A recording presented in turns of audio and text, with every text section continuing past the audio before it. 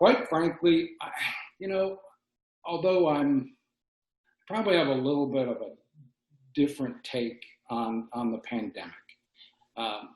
Honestly, I think it's a wake up call. Yeah. I don't. My personal opinion, Brian, and I didn't want to do this and wear the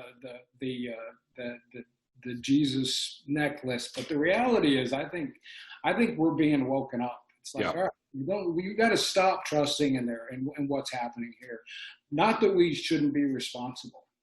We need to be responsible, but there's a time right now for us to wake up and maybe do something a little differently. So Yeah.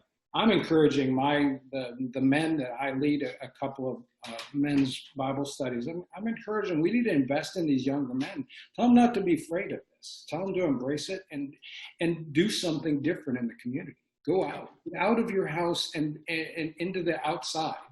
And I know we're being told to sit at home, but you can go build somebody's fence. For sure. Go be the hands and feet today. Yeah. And quite frankly, we are today. We have volunteers out building things outside, responsible, socially distancing. We offer and provide masks, so we provide for the environment. But we think this is a time when you invest in your neighbor. You get to know your neighbor, and you find out who they are, and you find out what they need. So anyway, we're diving into it. When I think a lot of people, and even a lot of our organizations, brother and sister organizations, are stepping back, and they're doing it for their own reasons. Yeah. But we're trying to dive in.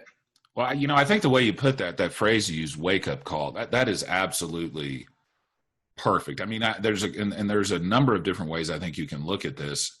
One of the ways, and this is kind of frightening because I've listened to some epidemiologists and some people that study pandemics for a living.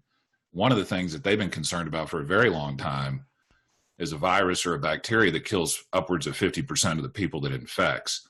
And so in a way, this is going to sound weird, but in a way, we're kind of lucky that this virus doesn't appear to have, on average, really bad effects for young people. I mean, I thank God every day that's true, right?